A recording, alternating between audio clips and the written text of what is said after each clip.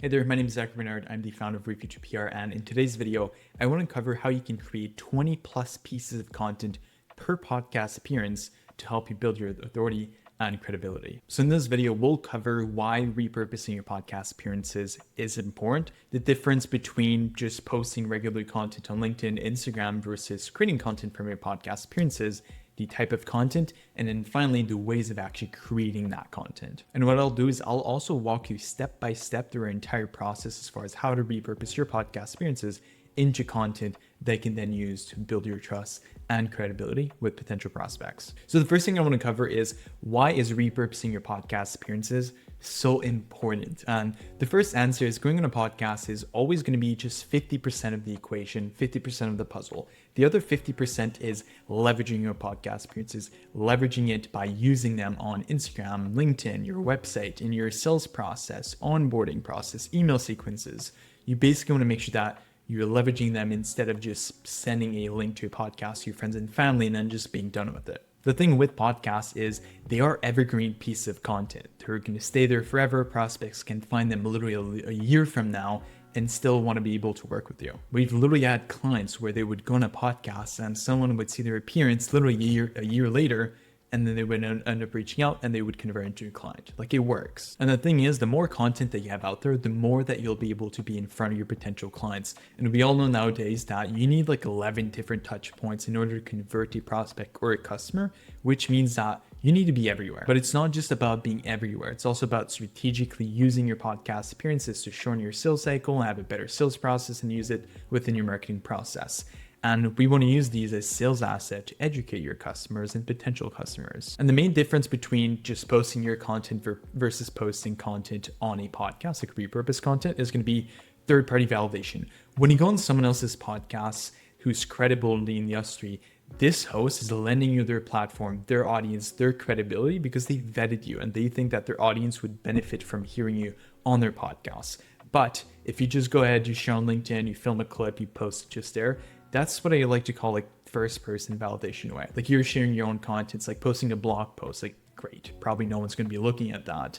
And you're somewhat just trying to express credibility through your own knowledge. But what's even more powerful is third party validation, when someone else vouches for your expertise and your knowledge. Which means like when you share content of you being on a podcast, this content is automatically validated by a known podcast listener space. And the type of content that you can create from podcasts will definitely vary. The main four ones that we've seen is going to be audiogram, short form clips, quote posts, and video clips. These are all some that we do for clients. The audiograms are typically going to be a little audio clip with an image and sometimes some caption. Some podcasts are not going to have a video format, so you're kind of going to have to do an audiogram. And then we're also going to have short form clips. So that's typically for YouTube, TikTok, where you're going to have like the hosts, the guests, or it's just going to be like the guests and then like some captions. There's also like quote posts. So basically that can be for any social media platform, taking the best quotes from an episode and using that as like thought leadership content. And finally, I'd like to call them more like video clips. They're typically more for Instagram or LinkedIn, typically in like a 1x1 format. So they're not in like a short form format. They're definitely more like a rectangle, like a square, sorry. Basically like some like short form clips. This is more like short form clips. These are more like video clips, again, in that 1x1 format here, just to give you an idea here. And then you can obviously create a lot of other content. And what we also like to do with clients is using the transcripts and creating content from that. Like, that can be used in a welcome sequence, nurturing sequence for your sales process, which is definitely very helpful. And when we go about the ways of creating content, so this is probably like the main part that you were interested in, there's really two main ways of doing so. So you can use AI tools such as Opus Clips that will basically save you like a lot of time. It's going to come up with some clips, great. Or you can manually do it yourself or have someone on your team create the content for you using tools like Premiere Pro. So really like more professional tools, or you can obviously work with a company such as yourself, which will get you booked on podcasts, and then we'll create content from every single one of your podcast appearances. We'll handle the entire thing. But for the actual purpose of this video, if you are to use an AI tool such as Opus Clips, there are pros and cons. The pros, it's going to be more efficient. You can create a lot of clips, which is video links or just uploading an MP4 file, which I'll cover in a few minutes. And then the cons are going to be that you're most likely to have errors in the transcript, in the caption, because It's also not branded specifically towards like your company, yourself. It's going to be like less customizable. And usually it's not the best clips from my experience. It's going to be random clips, no context or anything like that. If you do it yourself, you have someone from your team do it. The pros, less likely to have errors in the transcript. Scenes going to be manually reviewed by a human. Also, it's going to be adjusted to be more quality content, and then it's also going to be on brand. The only cons, obviously, it's going to be a bit more time consuming and a bit more costly. If you have someone on your team that you're paying, then you have to pay for the software to actually edit, such as Premiere Pro, which in my experience is a monthly subscription, if I'm not mistaken. And I would say for like clients that we work with, we prefer to do it manually to really ensure that they are the best clip to pick strategically to serve as credibility building assets, to also be integrated within your marketing and sales process. Because if you use AI, it's typically going to find like random clips, not really any context. But if you pick them manually, you can really make sure to find the clips that are going to provide the most value, that could be used to answer any objections or questions that your potential clients might have. So manual is usually like the way that I always recommend going, but it's not for everyone, of course. So as far as creating the content, so this is probably the part that you were looking at and that we'll cover. So what I'm going to do is I'm going to use this episode that I had on my own podcast. It's published on YouTube, the Entrepreneur's Logbook podcast. You want to take a look. What you want to do is if you're using Opus Clip, you just want to sign up for the platform. It's free. I believe there are like some watermarks if you do not pay for it. If you do, I think it's maybe $30 a month, something like that. You would simply take the YouTube link, copy paste that in here. I've already done it, so I'm not going to do it again, just like save some time here. And after that, I've inputted like a little prompt over here. It gave me a total of like 23 clips. So those are like all random clips. The ones on top are typically going to be like the most relevant ones.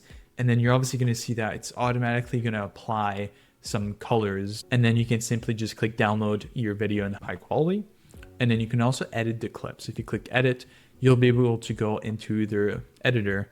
And then I believe you are able to change like the colors off. Of course, you'll have to manually do this. So I have to go in here, change the colors to make sure that I have the correct ones. If I wanted red, for example, I'll do that. And then I might have to go cut some scenes, make it look pretty. So you're still going to end up doing some of the manual work, even if you're using AI. And what I always like to say, AI is an amplifier to what you do, but it's never going to do the entire thing for you. So just keep that in mind. So that's for the short form clip. So that's really like the easiest way to do it if you're using Opus. And then once we head over to more quote posts. So this is one of the ways I like to doing it. So if you have Canva, you want to go ahead and do a 1x1 square. And what I like to do is once you've done it with Opus, go to the little button, the triple button here, download transcript. It's going to take a second. It's going to download that in a text file. And what you want to do is drag that over here. And then you just want to add come up. So we'll just do something like this. I'm using Claude. You can use ChatGPT. It doesn't really matter too heavily. And once this is done, it's going to come up with a few example of codes that you can use. And then we can then go ahead and use that here. There you go. We have some quotes that we can use. So we'll just use this first one as an example. We're going to copy paste that here.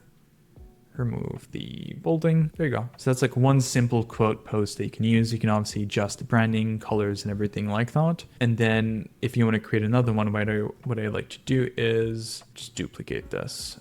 Page one, duplicate page. And obviously do manually check these because we're still dealing with AI. It doesn't mean that these quotes are going to be perfect. They definitely could not. So there you go. So that could serve as like 5 pieces of content right there.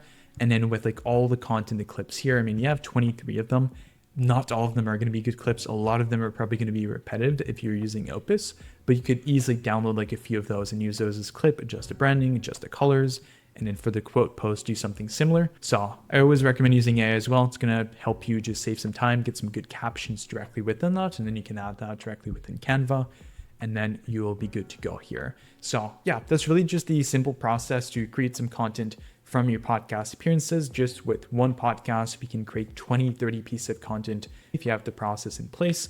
And obviously, if you have a good camera when you're recording, it will serve to do some better content here as well. But yeah, that's pretty much it. If you have any questions, feel free to leave a comment down below. I'm also active on LinkedIn at @itszachb. Also, if you want someone to take over the entire process as far as podcast booking, you just want to show up to the conversation, not have to create any content, we handle all of that. Go to wefuture.com, book a time below, and we'll speak to you then.